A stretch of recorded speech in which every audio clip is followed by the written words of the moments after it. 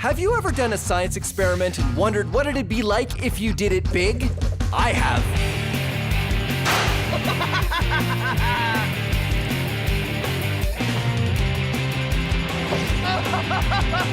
Yeah! My name is Phil, and I take your everyday science experiments and do them big. This is Science Max, Experiments at Large. Science Max! Newton's third law is the science behind balloon-powered rocket cars. It's also the science behind a maxed-out rocket car that I can ride. Plus bowling balls and an interrupting sign. Today on Science Max, Experiments at Large. Greetings, Science Maximites. I am Phil McCordick, and this is Science Max Experiments at Large. Today, we're going to be experimenting with the balloon-powered car. Here's how it works. Woohoo! It all has to do with Newton's third law. Newton's third law. For every action, there is an equal and opposite reaction. We don't have to do this now. This is all for later. We can build the cars first, and then we can, let's go over here. So how do you build a balloon-powered car? Well, I suggest you be Science Maximites, because there's any number of ways you can build a balloon-powered car. You do not have to follow my design. You should come up with one of your own. It may even be better than the one I built. But I will give you some tips, though, that make it a lot easier. First of all, you need something to stick your balloon on that has an opening on it. I used a turkey baster for this car. I just pop the top off, and remember to tell an adult that you're using the turkey baster. And then you stick the balloon on there, and it allows you to attach something to the car, and it also makes it easier to blow up the balloon. You can use any number of things, even just any kind of tube that you find lying around. It helps you attach the balloon to the car, and it helps you blow up the balloon way easier. The other thing you should think about when you make your balloon-powered car is how you're going to make the wheels roll. Once you've decided on the base of the car, you could use anything, even just a piece of cardboard like this. You can do your wheels in two ways. The first way is to attach the wheels to the axle. This is how I made the axle of this car. I used a shish kebab skewer, and I stuck it inside a straw, just like that. And then I attached the lids to the shish kebab skewer. So the lids and the shish kebab skewer are attached, and they rotate in the straw. That's one way to make the wheels turn. The other way is to tape down the axle or whatever you're going to use and have the wheels spin around on the axle. Two great ways to make your wheels turn, and it really kind of depends on the wheels you're using. You can make your own design and keep refining it and making it better and faster, or do what I like to do and make a whole bunch of different cars. So we've got this one. This one I made out of paper plates, and this is a snorkel. Awesome. This one is the rock car, because there's a rock on it. I've got the dragster model. It's a long broom handle, and it might not work that well, but who knows? And this is my favorite design. It's made out of waffles and an ice cube tray. This is why I make a whole bunch of different cars, because I can race them. Sunday, Sunday, Sunday at the Science Maxidrome. It's the balloon-powered car winner-take-all drag race of awesome. First up, the Eliminator.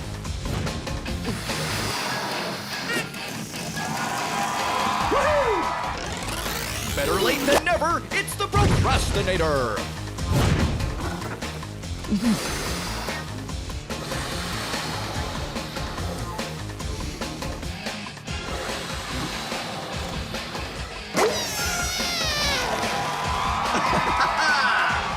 Crushing the competition, it's the Terminator!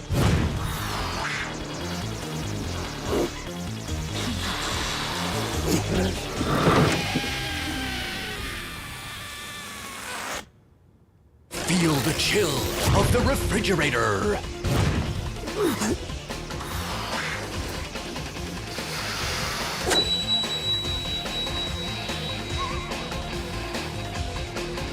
All right! And last but not least, the, Regurgitator!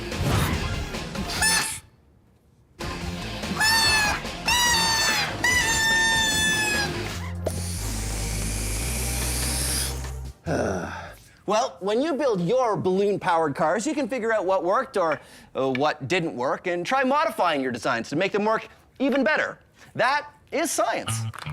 And now we're gonna max it out because this is Science Max Experiments at Large. So we're gonna take that small balloon-powered car that we just built and we're gonna make it much, much bigger. I'm gonna go to the Center for Skills Development and Training and we're gonna use the science behind this small balloon-powered car and we're gonna make it big. That science is Newton's third law, but there's plenty of third law. no, there's, For every action, there's there is plenty an of time equal for this and later. opposite We're not doing this bit now. We're doing that bit in a minute, so we could. No, I said we're doing it later. We're doing it later.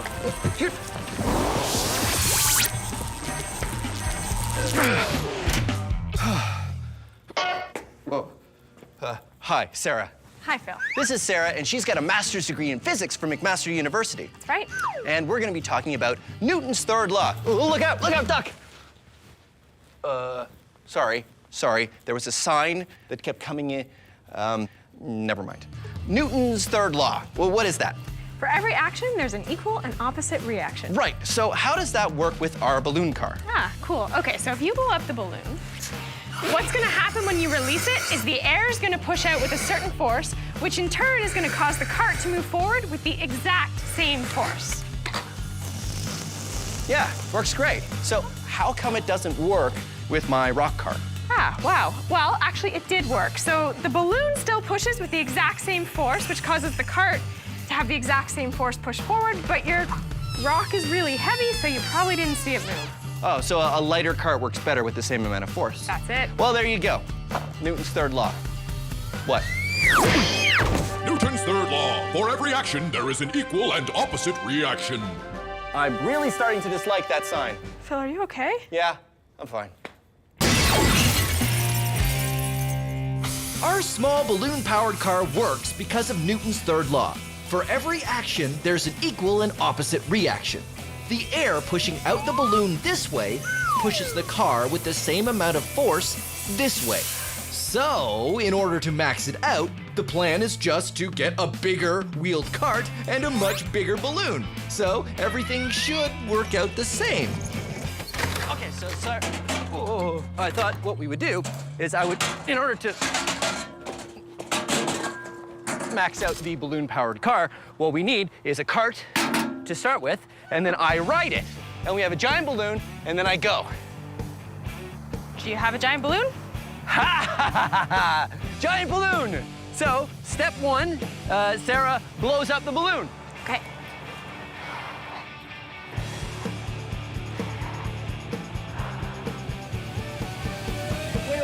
Wait.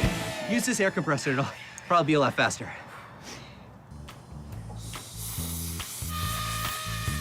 Sarah and I get to work blowing up the balloon, and it takes a long time.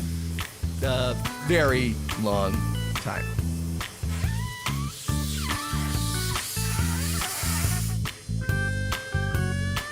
Okay, human-sized balloon-powered car test. Take one. All right, Sarah. You got it? Yeah. Okay, let it go. Okay, go! Let it go. I did. You did let it go. I just let go. Nothing is happening. It's not coming out fast enough, and you're a bit too massive. I don't think it's gonna work like this. Really? Yeah. Okay. Balloon-powered car test 2. No fill. I'll just take it. What happened? I don't think it worked. The balloon popped. Phil, are you okay? This is why you wear protective eyewear. Yeah. So, that didn't work. No. No. Should we get another balloon? I think we need something else. Okay, well, the air coming out of the balloon just didn't have enough force, so. We need the air to come out with more force. Yeah, do we get, what, a bigger balloon? I don't think that's gonna work. I don't think it's that. I think we need something with compressed air. Oh, like a scuba tank or a... Fire extinguisher, something like that. Yeah, that's what we need. Okay, sure. Well, we can, all right, so I don't know if that's safe to do that, so we'd have to build like a cage or Yeah, something? I don't know if it's gonna work on this. All right, well, back to the drawing board. So Okay. what we should do is we should get We need to find these tanks. get the tanks, and then we make like a frame out of aluminum or something. Okay, that could work. Yeah, That's they a can good hold the idea. tank, so Yeah. they're safe. And then what we should do is... Who was Isaac Newton? He was a mathematician and probably #1 on the list of top scientists of all time. Albert Einstein said, Isaac Newton was the smartest person that ever lived. You've got to be special if Einstein is calling you smart.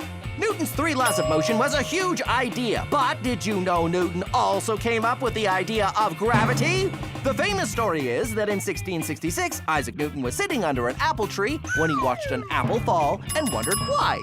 Hey everyone, I just invented gravity, which was a big relief because up until then, everyone was just floating around. Okay, so it didn't happen like that.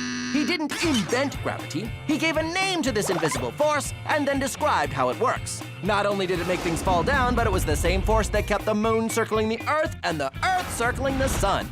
And he invented a new kind of math to explain how. We now call it calculus. See? I told you he was smart. He's very smart.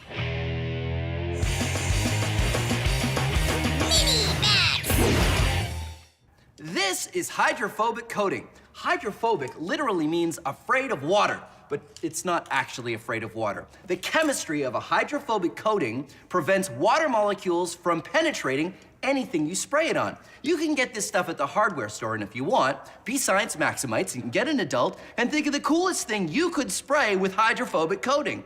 I like to use things that do not go well when you put them in water, like tissue.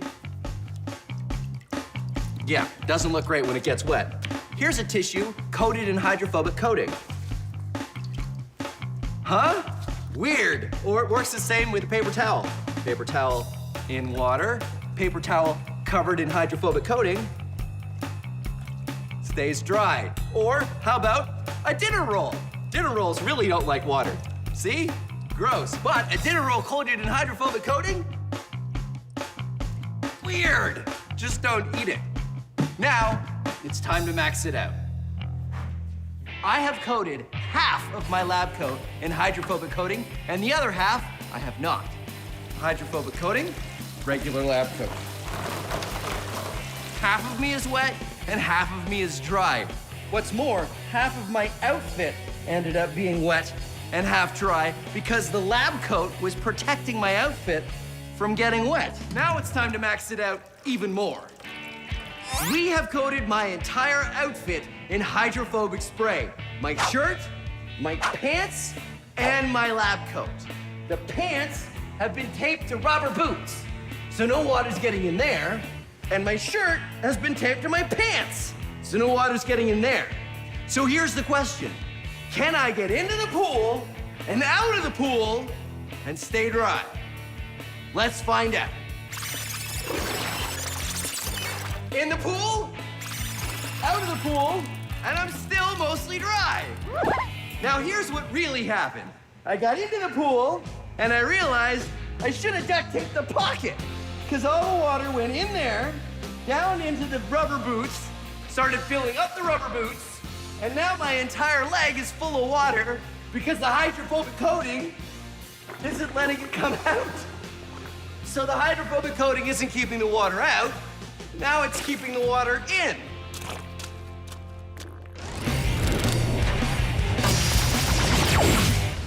Let's take a closer look at Newton's third law. Newton's third law. For every action, there is an equal and opposite reaction. Okay.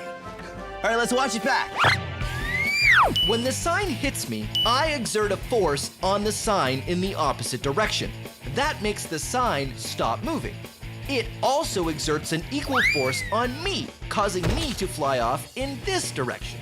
Now, if I was to push this sign, I'm not only pushing the sign this way, but my feet are pushing against the ground in the opposite direction. It's, well, it's really easier to see if I'm not standing on the ground. No, hold on. Okay, so, okay.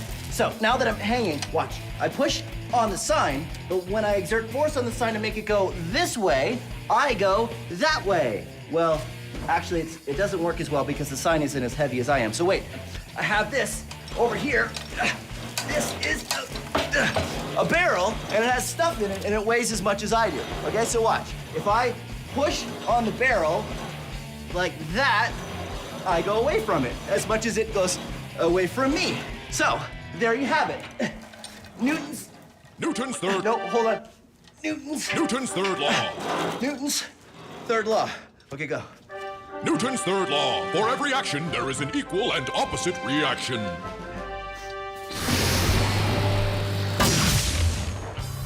So, using a giant balloon to push me on a cart didn't work.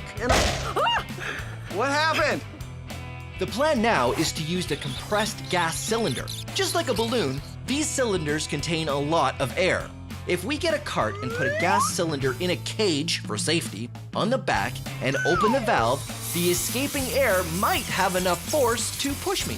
This is 2 cubic meters of air. If we were to put it in a balloon, the balloon would be this big. But if we compress the air, we can fit it all into one of these, a steel tank. This is what we're going to be using next for our air-powered car. Got it? Yep.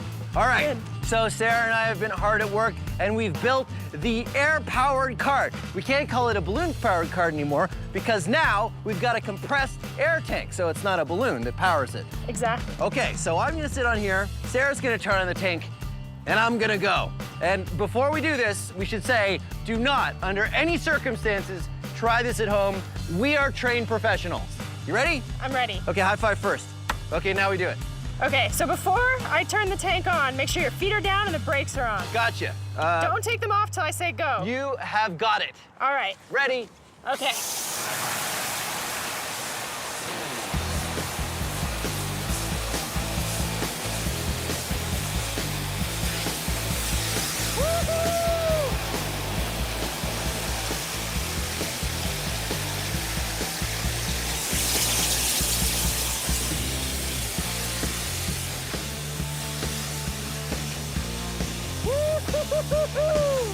Yeah! It worked. Yeah, it did work, but I feel like it could work better. You want to go faster? I do want to go faster. This reminds me of the rock car. Yeah. Where we didn't have a big enough balloon. We need more force. We need more force. So should we get a bigger tank? Let's get more tanks. More? More tanks, more force. You're gonna go faster forward. Newton's third law. Newton's third law, high five. All right, let's do it. All right.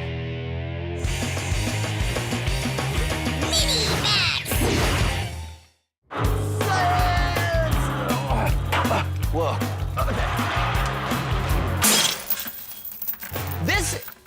This is Newton's Cradle, and it's a really cool toy that demonstrates all kinds of laws of motion, including Newton's third law. What you do is you pull this one ball out, and when it hits these balls, they exert force on that ball to make it stop moving, but it exerts force on these balls, which travels through the balls and makes this one on the end fly out, like that. Now, there's a lot going on here, but you can really see how the force is equal that you put in and you get out if you use 2 balls. I swing 2 balls up, and 2 balls go out that side. Isn't that cool? Now, it wouldn't be Science Max unless we maxed it out, so come on. Whoa, okay. This is one we built out of bowling balls. Bowling balls, bowling balls, instead of smaller balls. And I think it's gonna work the same way. Let's find out. You throw one out, and yeah, it works the same. Okay, now let's try it with 2 balls. Okay, ready? Wait. And 2 balls, throw them out. And 2 balls on that side. All right, so there you have it. Whoa. Newton's third law. Oh. Ah! Newton's third law. For every action, there is an equal and opposite reaction. So our single pressurized tank created enough force to move me, but not very fast. The plan now is to do 2 things. First, we're going to triple the amount of thrust by using 3 tanks. We're also going to use some pipes that lock into each other to give me an initial push. These pipes slide together, and when the air is turned on, the pressure in the pipes will cause them to slide apart, which will push me forward. After that, I use what's left in the tanks to keep going. All right, now it's time to max it out. I've enlisted the help of a few more Science Max people. Thank you very much, Corey. You'll see now we have 3 tanks of compressed gas, and we've also got this nifty little contraption. How does this work, Sarah? All right, so each tank is attached to a tube, Yeah. and you can see that each tube goes into this one main tube, so when we turn them on, pressure's gonna build up, and we're gonna go forward with more force. Well, that's great. And Reed is stacking cinder blocks, thanks Reed, up so that will push, the pipe will push against the cinder blocks, and then I'll go Or it goes that forward. way. All right, well, are you guys ready? I'm ready. All right, let's do it. Now, again, I have to say, thank you, Corey, I've got it. This is something you definitely don't want to try at home. We are all trained professionals.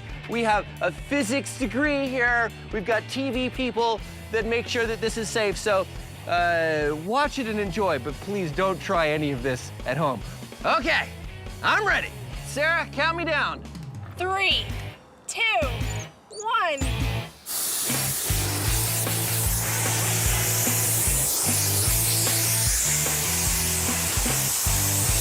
Yeah! Woo! Uh-oh. Woo-hoo-hoo. That was awesome! That was really awesome. All right, high fives, high fives. Yeah. And it's raining now, so it looks like we're gonna have to stop. So thank you very much for joining us on Science Max Experiments at Large in our episode on Newton's third law. Science Max is a show where we take small experiments and do them big. If you want to try these experiments yourself, go to our website for instructions. But not all the experiments on Science Max are the kind you should try at home. This one, yes. This, no. Try this, don't try this. A big yes, a big no. I don't know how you could possibly do this one at home. And remember, if you're ever not sure, ask an adult. Thanks for watching Science Max Experiments at Large. Wait, I can play Mary Had a Little Lamb. It's working! It's working! Newton's Cradle out of bowling balls. Come on! You know this one, sing along. Whee! Come on! I mean, come on! Science! Yay! Have you ever done a science experiment and wondered what it'd be like if you did it big? I have.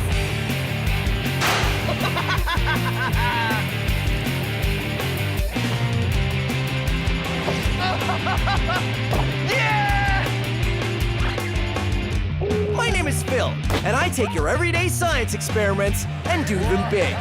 This is Science Max, Experiments at Large. Science Max!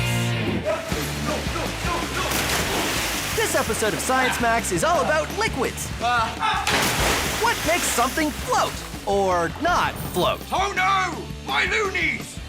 Liquid density and super absorbent gel. Who wants to do an experiment with diapers? Liquids. Today on Science Max, Experiments at Large. Hey, welcome to Science Max Experiments at Large. I'm Phil McCordick, and hold on a second, I'm just gonna change. Okay, that's better. Now, where were we? Oh, right. Let's go make a boat. So you know that some things float and some things sink, like rocks, or wood, or full water bottles and empty water bottles, or carrots, foam, waffles, screwdriver, playing cards, plasticine, tinfoil, potato, my watch. Wait, that wasn't supposed to go in there. So how do you make a boat? You make it out of something that floats, right? Well, most boats are actually made out of metal.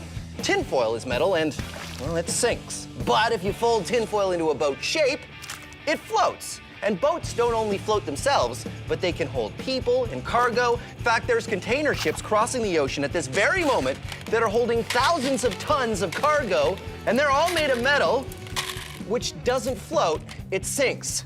So how do boats do it? Are they magic? No, of course not. Boats are science. And here, you can be science maximites. Get some tinfoil and cut it into the same size pieces and fold a couple different shapes of boats and see which one can hold the most weight before sinking. And now it's time to max it out. But before we do, here's how you can fold your own tinfoil boat in less than 15 seconds.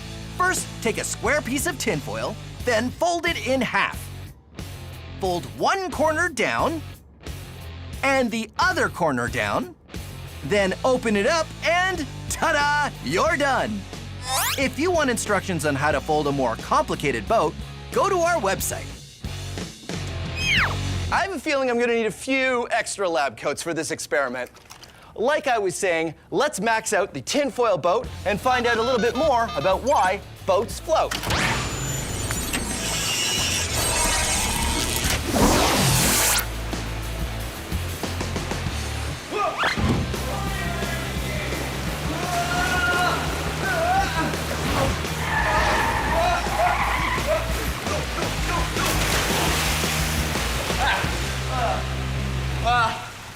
Okay, well, I'm here at an indoor pool, which is not, I wasn't expecting to be in the pool just yet, but this is where we're gonna build our giant tinfoil boat, so why not?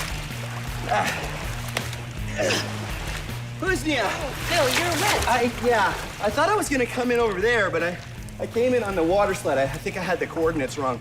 Anyway, this is Husnia, and she's from Let's Talk Science, which is all about science education, right? Yes. Just like us. So you're gonna help me max out the tinfoil boat. I think I dropped it in the water. Hold on. Whoa!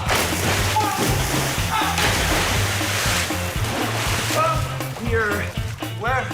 Here it is. The tinfoil boat. The tinfoil boat. Phil, this is a boat? Well, it looked a lot better before I came down the water slide, but that's the idea, and then we make it bigger. What do you think? I don't think it's gonna work, Phil. Oh, well, why not? Tinfoil is very thin, Uh-huh. and it might not hold the shape of the boat. Well, I still think we should use tinfoil, though. Why? Well, because the small experiment was tinfoil, and I bought all of this tinfoil. Then let's do it. Tinfoil? Tinfoil? Okay, high five. I will, I'll take the tinfoil, and you take that, and, I'm gonna have to dry off at some point. Welcome to Shipbuilding for Pirates. I'm Swubby, and I've built some of the finest pirate ships for some of the finest pirates this side of the Caribbean. And I can teach you to do the same. But first, you need to know your basics. Mass and volume. Let's start with volume! But not that kind of volume. Which of these two chests do you think has more volume? Right, this one here. Which of these two balloons do you think has more volume? Right, this one here. Volume is how much space something takes up. Which of these two chests has more volume? That's right, they're the same. But which of these two chests has more mass? Which is heavier? Hard to tell, isn't it? But what if I told you that this one was empty and this one was full of treasure? Oh, loonies. Now, which one has more mass? That's right, this one. These two chests have the same volume, but this one has more mass. This chest has more volume than that one, but this one... My loonies! That chest does not have as much mass.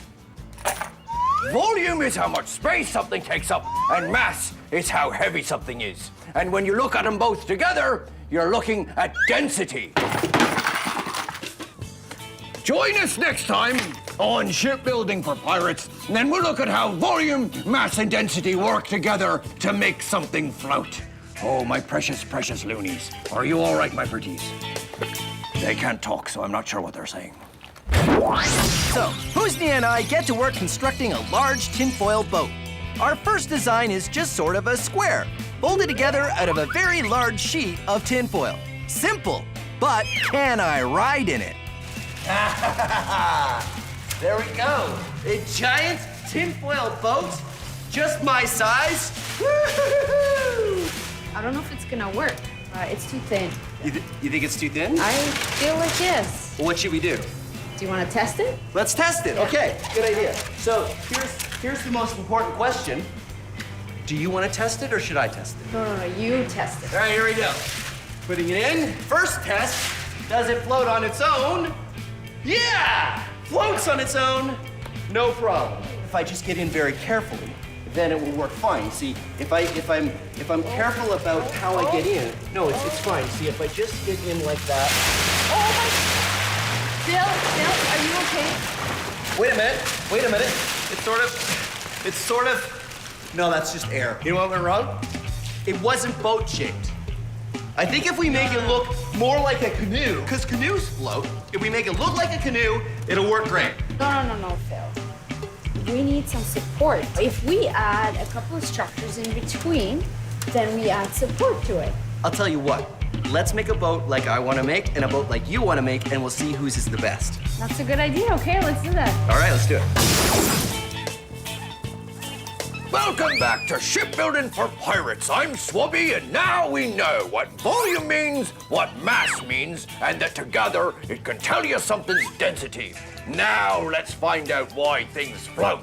Let's say we're out to sea and my treasure chest gets swept overboard. Oh no! But it's all right. It floats because it pushes enough water out of the way, displaces it to carry its mass.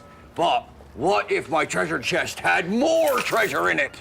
Well, we're giving it more mass, but not more volume. Too much mass and not enough volume, and it will sink. Oh no, my loonies!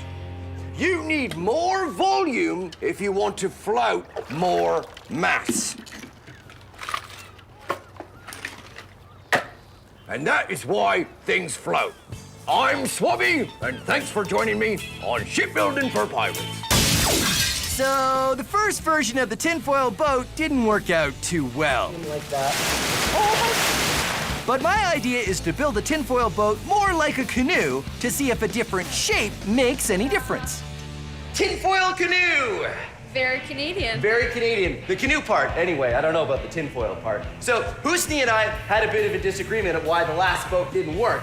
I thought it was because it wasn't shaped enough like a boat. So this one looks like a canoe.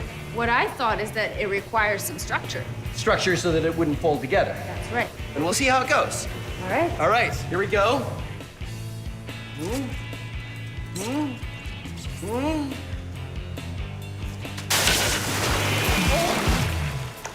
Did it work? Nope. Okay, your idea next.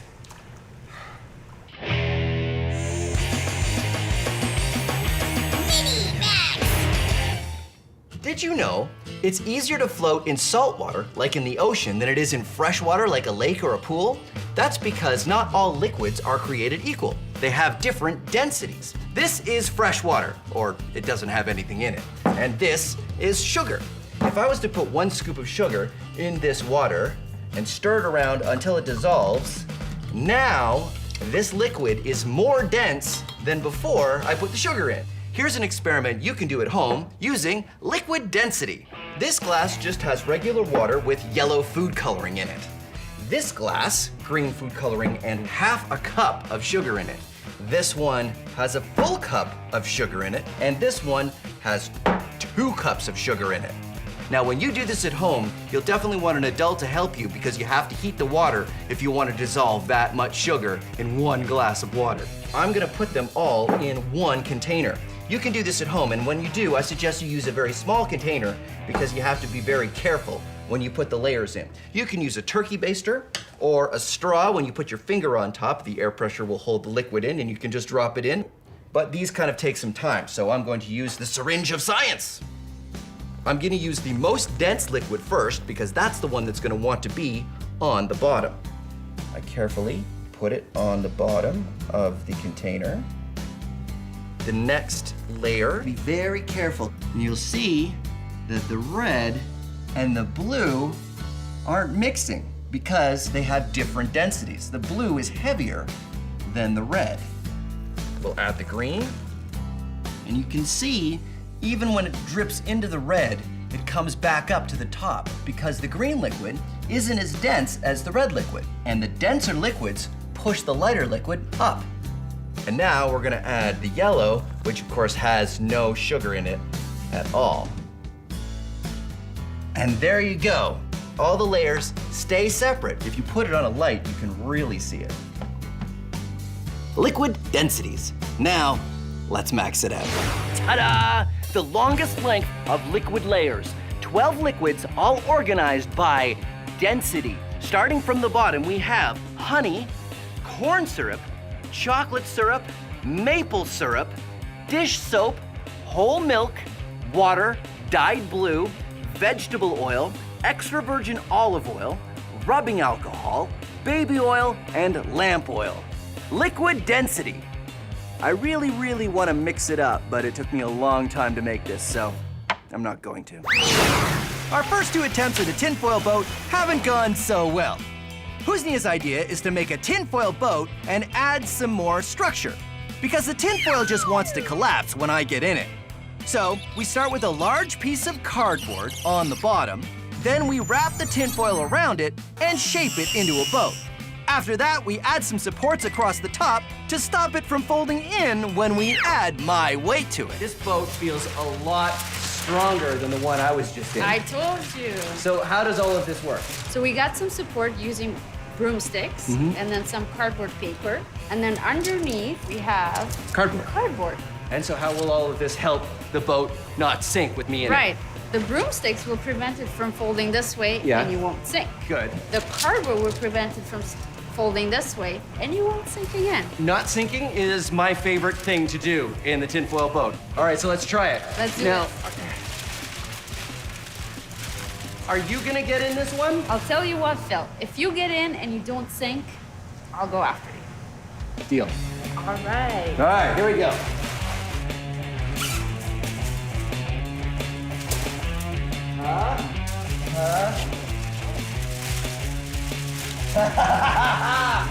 It's sort of working. Oh no, water's coming in. It's sort of working.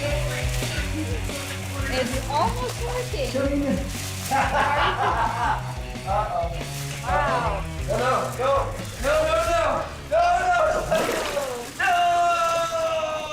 No. Hold on. 1, 2, 3, go. Another thing I learned is that a very light tinfoil boat can be very heavy when it's full of water. I don't know if fixing it is in the cards. I think we're gonna have to build another boat. So what do you think we should do? Let's add more structure. More structure. Oh, yeah. What if we add like a metal rod around the outside and maybe some more metal rods and ribs, and we wrap it all in tinfoil, and you think it'll work? Let's give it a try. Let's give it a try. Don't worry about it. I got this. No, I'll get it. I'll get it. Sure?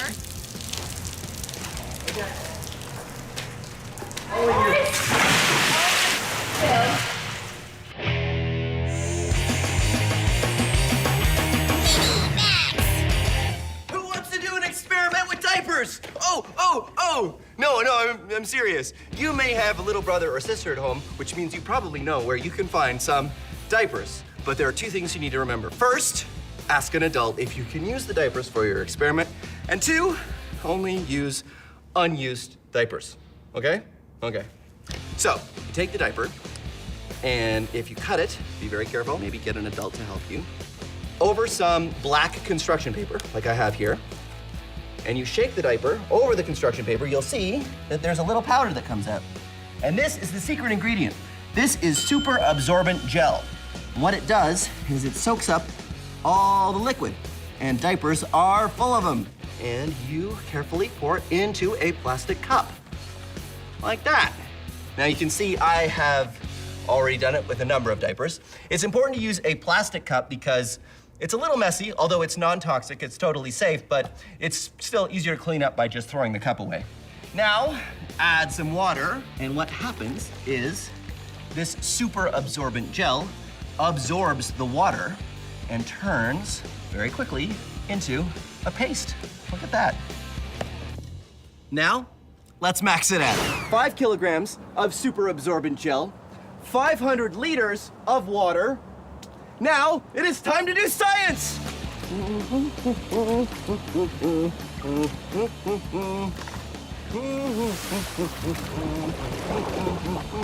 And I have my own stir stick.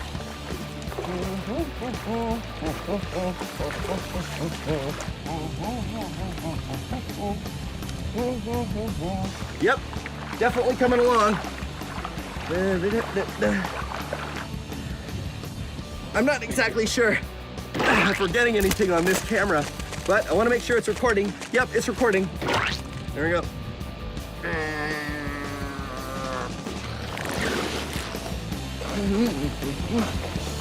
It is definitely turning solid. Well, there you go. The giant super absorbent gel experiment.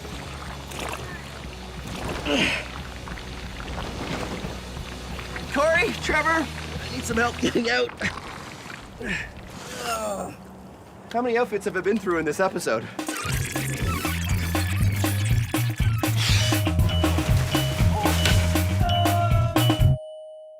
How many outfits have I been through in this episode? Anybody have a towel? There you go. Thanks, buddy. That's great. Husnia's idea of adding structure to the tinfoil boat was definitely right. We just needed to go further. So we did it again. This time, we made a much larger boat. We started with a sheet of cardboard, then wrapped the tinfoil around and added some metal supports taped to the cardboard across the boat this way to make ribs, as well as some other supporting pieces in the front and the back. Then another metal rod all the way around the top, and finally, supports across the middle. All right, feel how strong it is. I'm really excited about this version of the tinfoil boat.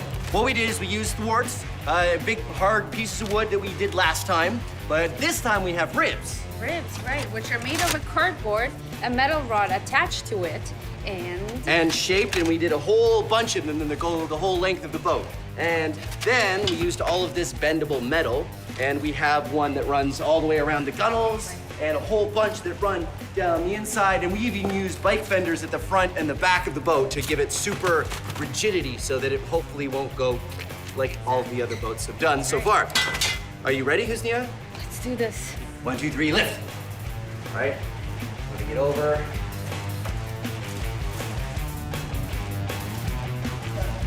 It floats, but that doesn't tell us anything because they've all floated at this point. It's only when I get into it. Okay, here we go. All right.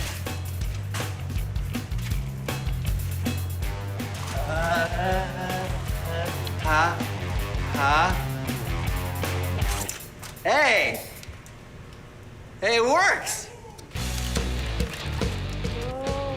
All right. Oh, it's working. Ha ha ha ha! Look at that! It works perfectly. The tinfoil boat experiment has been done.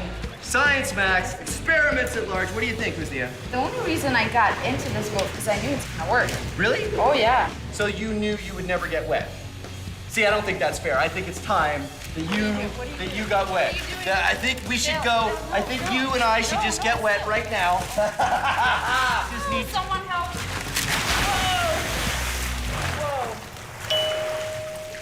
You're still dry, aren't you? Okay. That is so unfair. Science Max is a show where we take small experiments and do them big.